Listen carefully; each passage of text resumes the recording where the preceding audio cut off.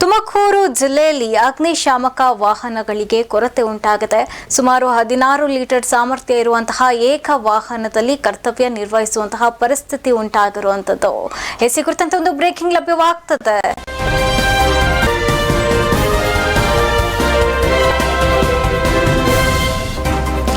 ತುಮಕೂರು ಜಿಲ್ಲೆಯಲ್ಲಿ ಅಗ್ನಿಶಾಮಕ ವಾಹನಕ್ಕೆ ಅಭಾವ ಉಂಟಾಗಿದೆ. ಜಿಲ್ಲಾ ಕೇಂದ್ರದಲ್ಲಿ ಒಂದೇ ಒಂದು ಅಗ್ನಿಶಾಮಕ ವಾಹನ ಇದೆ. ಸುಮಾರು 16,000 ಲೀಟರ್ ಸಾಮರ್ಥ್ಯವಿರುವಂತಹ ಏಕ ವಾಹನದಲ್ಲಿ ನಿರ್ವಹಣೆ ಹೇಗೆ ಸಾಧ್ಯ ಅನ್ನುವಂಥದ್ದು. ಒಂದು ಠಾಣೆಗೆ 2 ವಾಹನಗಳಿರ್ಬೇಕು. ಆದ್ರೆ ಇಲ್ಲಿ ಆಗಿರೋದಾದ್ರೂ ಏನು? ಫಿಟ್ನೆಸ್ ಮುಗ್ದಿರೋದ್ರಿಂದ ಜಿಲ್ಲಾ ಕೇಂದ್ರದ 2 ವಾಹನವನ್ನ ಬಳಸುವಂತಿಲ್ಲ. ಜನವರಿಯಿಂದ ಇಲ್ಲಿಯವರೆಗೂ ಜಿಲ್ಲೆಯಾದ್ಯಂತ 1800 ಅಗ್ನಿ ಅವಘಡಗಳು ಸಂಭವಿಸಿದೆ.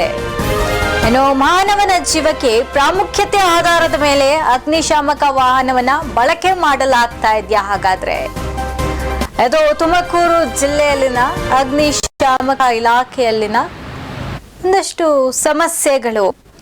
ಜಿಲ್ಲಾ ಕೇಂದ್ರದಲ್ಲಿ ಒಂದೇ ಒಂದು ಅಗ್ನಿಶಾಮಕ ವಾಹನ ಇದೆ. ಸುಮಾರು 16,000 ಲೀಟರ್ ಸಾಮರ್ಥ್ಯ ಇರುವಂತಹ ಏಕ ವಾಹನದಲ್ಲಿ ನಿರ್ವಹಣೆಯನ್ನ ಮಾಡಬೇಕು. ಆದ್ರೆ ಹೇಗೆ ಸಾಧ್ಯ ಇದು ಅಂತ.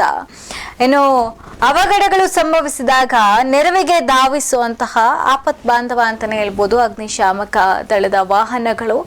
ಇನ್ನು ಕೇವಲ ಅಗ್ನಿ ಅವಘಡಗಳು ಮಾತ್ರ ಅಲ್ಲ, ಮಳೆಯಿಂದಾಗಿ ಉಂಟಾದಂತಹ ಸಮಸ್ಯೆಯಲ್ಲಿ ಮತ್ತೆ ಬೇರೆ ಬೇರೆ ರೀತಿಯಾದಂತಹ ಸಮಸ್ಯೆಗಳು ಸಂಭವಿಸಿದಾಗ ಈ ಒಂದು ಅಗ್ನಿಶಾಮಕ ದಳದ ವಾಹನಗಳನ್ನ ಬಳಸಲಾಗುತ್ತೆ. ಆದ್ರೆ ಕೇಂದ್ರ ಮಟ್ಟದಲ್ಲಿ ಒಂದೇ ಒಂದು ಅಗ್ನಿಶಾಮಕ ವಾಹನ ಕರ್ತವ್ಯ ನಿರ್ವಹಿಸ್ತಾ ಇರೋ ಕಾರಣದಿಂದಾಗಿ ಸಾಕಷ್ಟು ಸಮಸ್ಯೆಗಳನ್ನ ಪರಿಹರಿಸೋದಕ್ಕೆ ಸಾಧ್ಯವಾಗ್ತಾ ಇಲ್ಲ. ಇನ್ನು ಕೇಂದ್ರ ಮಟ್ಟದಲ್ಲಿ 2 ವಾಹನಗಳಿದೆ. ಆದ್ರೆ ಫಿಟ್ನೆಸ್ ಮುಗ್ದಿರುವಂತಹ ಕಾರಣದಿಂದಾಗಿ ಅವುಗಳನ್ನ ಕೂಡ ಬಳಸುವಂತಿಲ್ಲ. ಜನವರಿಯಿಂದ ಇಲ್ಲಿಯವರೆಗೂ ಸುಮಾರು 1800 ಅಗ್ನಿ ಅವಘಡಗಳು ಸಂಭವಿಸಿದೆ. ಒಂದಲ್ಲ ಎರಡಲ್ಲ, ಜನವರಿಯಿಂದ ಇಲ್ಲಿಯವರೆಗೂ ಅಂತಂದ್ರೆ ಮಾರ್ಚ್ ವರೆಗೂ ಸುಮಾರು 1800 ಅಗ್ನಿ ಅವಘಡಗಳು ಸಂಭವಿಸಿದೆ. ಆದ್ರೆ ಒಂದೇ ಒಂದು ವಾಹನ ಇರೋದ್ರಿಂದ, ಅದರಲ್ಲೂ ಕೂಡ ಹೆವಿ ವೆಹಿಕಲ್ ಆಗಿರೋದ್ರಿಂದ ಸುಮಾರು 16,000 ಲೀಟರ್ ಸಾಮರ್ಥ್ಯ ಹೊಂದಿರುವಂತಹ ಒಂದೇ ಒಂದು ವಾಹನ ಕರ್ತವ್ಯ ನಿರ್ವಹಿಸ್ತಾ ಇರೋ ಕಾರಣದಿಂದಾಗಿ ಎಲ್ಲಾ ಕಡೆ ಈ ಒಂದು ವಾಹನವನ್ನ ಬಳಕೆ ಮಾಡಲು ಆಗ್ತಾ ಇಲ್ಲ. ಯಾಕಂದ್ರೆ ಒಂದೇ ಕಡೆ ಸಮಸ್ಯೆ ಇರೋದಿಲ್ಲ. ಒಂದು ಕಡೆ ಆ ಒಂದು ವಾಹನ ಕರ್ತವ್ಯ ನಿರ್ವಹಿಸುವಾಗ ಇನ್ನೊಂದ್ ಕಡೆ ಕರೆ ಬರುತ್ತೆ, ಮತ್ತೊಂದ್ ಕಡೆ ಕರೆ ಬರುತ್ತೆ, ಹೋಗ್ಲೇಬೇಕಾದಂತಹ ತುರ್ತು ಪರಿಸ್ಥಿತಿ ಇರುತ್ತೆ. ಆದರೆ ಒಂದೇ ಒಂದು ವಾಹನ ಇರೋದ್ರಿಂದ ಸಾಕಷ್ಟು ಸಮಸ್ಯೆ ಆಗ್ತಾ ಇರುವಂತದ್ದು ಇದೊಂಥರ ಕಪ್ಪು ಚುಕ್ಕಿ ಅಂತಾನೆ ಹೇಳ್ಬೋದು. ಅದೇ ರೀತಿ ಮಾನವನ ಜೀವಕ್ಕೆ ಎಷ್ಟು ಪ್ರಾಮುಖ್ಯತೆ ಕೊಡಬೇಕು ಅನ್ನುವಂತ ಆಧಾರದಿಂದಾಗಿ ವಾಹನಗಳನ್ನ ಬಳಕೆ ಮಾಡಲಾಗ್ತಾ ಇದೆ. ಅಂದ್ರೆ ಯಾವ ಒಂದು ಪ್ರಮಾಣದಲ್ಲಿ ಅಲ್ಲಿ ಅವಘಡ ಸಂಭವಿಸಿದೆ, ಎಷ್ಟು ಪ್ರಮಾಣದಲ್ಲಿ ಆ ಒಂದು ಸ್ಥಳದಲ್ಲಿ ಅಗ್ನಿ ಅವಘಡ ಆಗಿರ್ಬೋದು, ಇನ್ನೊಂದು ದುರಂತ ಸಂಭವಿಸಿದೆ ಅಂತಹ ಆಧಾರವನ್ನ ಇಟ್ಕೊಂಡು ಈ ರೀತಿ ಮಾಡ್ತಾ ಇದೆ. ಈ ರೀತಿ ಕರ್ತವ್ಯವನ್ನ ನಿರ್ವಹಿಸಲಾಗುತ್ತೆ, ವಾಹನಗಳನ್ನ ಕಳುಹಿಸಿ ಕೊಡಲಾಗುತ್ತೆ ಅನ್ನುವಂತಹ ಮಾಹಿತಿ ಇರುವಂತದ್ದು. ಇಷ್ಟೆಲ್ಲ ಸಮಸ್ಯೆಗಳನ್ನ ಬಗೆಹರಿಸಬೇಕಾದವ್ರು ಯಾರು? ಹಾಗಾದ್ರೆ ಏನ್ ಮಾಡ್ತಾ ಇದ್ದಾರೆ? ಸಚಿವರು ಏನ್ ಮಾಡ್ತಾ ಇದ್ದಾರೆ? ಶಾಸಕರು ಏನ್ ಮಾಡ್ತಾ ಇದ್ದಾರೆ? ಇಷ್ಟೆಲ್ಲ ಅಗ್ನಿ ಅವಘಡಗಳು ಸಮಸ್ಯೆಗಳು ಕಣ್ಮುಂದೆ ಇದೆ. ಮತ್ತೆ ಅಗ್ನಿಶಾಮಕ ದಳದಲ್ಲಿ ಇಷ್ಟೆಲ್ಲ ಕುಂದು ಕೊರತೆ ಇದೆ ಅಂದಾಗ ಸಮಸ್ಯೆಯನ್ನ ನಿವಾರಿಸೋದ್ ಬಿಟ್ಟು ಏನ್ ಮಾಡ್ತಾ ಇದ್ದಾರೆ? ಗೃಹ ಸಚಿವರಾಗೂ ಜಿಲ್ಲಾ ಉಸ್ತುವಾರಿ ಸಚಿವರಿದ್ದಾರೆ, ಮತ್ತೆ ಅದೇ ರೀತಿ ರೈಲ್ವೆ ಖಾತೆ ಸಚಿವರಾಗಿರುವಂತಹ ಸೋಮಣ್ಣ ಅವರಿದ್ದಾರೆ, ಮತ್ತೆ ಸಹಕಾರಿ ಸಚಿವ ಆಗಿರುವಂತಹ ರಾಜಣ್ಣ ಅವರಿದ್ದಾರೆ. ಏನ್ ಮಾಡ್ತಿದ್ದಾರೆ? 3 ಜನ ಸಚಿವರಿದ್ದಾರೆ. ಉಳಿದಂತಹ ಶಾಸಕರು ಸಚಿವರು ಜಿಲ್ಲೆಯಲ್ಲಿನ ಸಮಸ್ಯೆಗಳನ್ನ ಪರಿಹರಿಸೋದನ್ನ ಬಿಟ್ಟು ಏನ್ ಮಾಡ್ತಾ ಇದ್ದಾರೆ?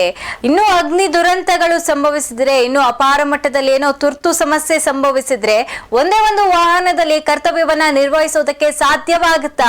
ಅಧಿಕಾರಿಗಳು ಹಾಗಾದ್ರೆ ಯಾರ ಬಳಿ ತಮ್ಮ ಸಮಸ್ಯೆಗಳನ್ನ ಹೇಳ್ಬೇಕು? ಸರ್ಕಾರದಿಂದ ಅಂದ್ರೆ ಪ್ರೋತ್ಸಾಹ ಸಿಗ್ತಾ ಇಲ್ವಾ? ಹಾಗಾದ್ರೆ ಅಂದ್ರೆ ಸುಮ್ಮನೆ ಆಗ್ಬಿಟ್ಟಿದ್ಯಾ ಅಗ್ನಿಶಾಮಕ ದಳದ ಇಲಾಖೆ? ಕೇವಲ ನಾಮಕಾವಸ್ತಿಗೆ ಮಾತ್ರ ಕಟ್ಟಡವನ್ನ ಕಟ್ಟಿ ಅಲ್ಲಿ ವಾಹನಗಳನ್ನ ನಿಲ್ಲಿಸಲಾಗ್ತಾ ಇದೆಯಾ?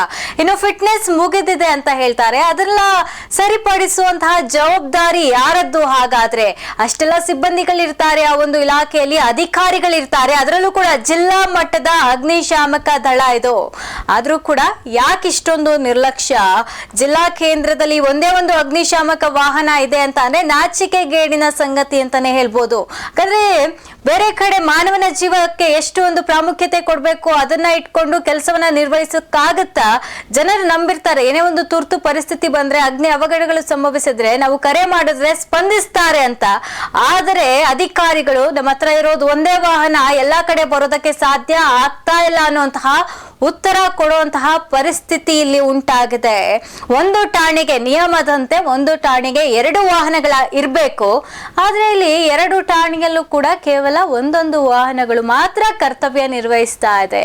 ಅಧಿಕಾರಿಗಳು ಇದುವರೆಗೂ ಕೂಡ ಅಧಿಕಾರಿಗಳ ಒಂದಷ್ಟು ಸಮಸ್ಯೆಗಳನ್ನ ಹೇಳ್ಕೊಂಡ್ರು ಕೂಡ ಶಾಸಕರು ಸಚಿವರ ಗಮನಕ್ಕೆ ಇದು ಬಂದೇ ಇಲ್ವಾ? ಹಾಗಾದ್ರೆ ಏನ್ ಮಾಡ್ತಾ ಇದ್ದಾರೆ ಸಚಿವರು ಮತ್ತು ಶಾಸಕರು ಅನ್ನುವಂತಹ ಪ್ರಶ್ನೆ ಉಂಟಾಗುತ್ತೆ. ಇನ್ನಾದ್ರೂ ಕೂಡ ಎಚ್ಚೆತ್ತುಕೊಂಡು ಜಿಲ್ಲೆಯಲ್ಲಿನ ಒಂದಷ್ಟು ಕುಂದುಕೊರತೆಗಳು ಏನಿದೆ ಅದರಲ್ಲೂ ಕೂಡ ಪ್ರಮುಖ ಇಲಾಖೆ ಅಂತಾನೆ ಹೇಳ್ಬೋದು ಅಗ್ನಿಶಾಮಕ ಠಾಣೆ ತುಮಕೂರು, ಏನೆಲ್ಲ ಸಮಸ್ಯೆ ಇದೆ ಅದನ್ನ ಕೂಡ ನಿವಾರಿಸುವಂತಹ ಪ್ರಯತ್ನ ಮಾಡಿದ್ರೆ ಜಿಲ್ಲೆಯಲ್ಲಿ ಏನು ಅಗ್ನಿ ಅವಘಡ, ಅದರಲ್ಲೂ ಕೂಡ ಬೇಸಿಗೆ ಬಿಸಿಲು ಹೆಚ್ಚಾಗ್ತಾ ಇರುವಂತಹ ಕಾರಣ ಅಗ್ನಿ ಅವಘಡಗಳು, ಕಾಡ್ಗಿಚ್ಚುಗಳು, ಒಂದಷ್ಟು ಬೆಂಕಿ ಅವಘಡಗಳು ಸಂಭವಿಸುವಂತಹ ಸಾಧ್ಯತೆ ಇರುತ್ತೆ, ಸ್ಫೋಟಗಳು ಹೆಚ್ಚಾಗುವಂತಹ ಸಾಧ್ಯತೆ ಇರುತ್ತೆ. ಆದ ಕಾರಣ ಏನು ತುಮಕೂರು ಜಿಲ್ಲಾ ಮಟ್ಟದಲ್ಲಿ ಇರುವಂತಹ ಅಗ್ನಿಶಾಮಕ ದಳದಲ್ಲಿ ಏನೊಂದಷ್ಟು ಕುಂದುಕೊರತೆಗಳಿದೆ, ಅದನ್ನ ಆದಷ್ಟು ಬೇಗ ನಿವಾರಿಸಿದ್ರೆ ಅಗ್ನಿ ಅವಘಡಗಳನ್ನ ಕಡಿಮೆ ಮಾಡುವಂತಹ ಸಾಧ್ಯ ಆಗತ್ತೆ ಅನ್ನೋದೇ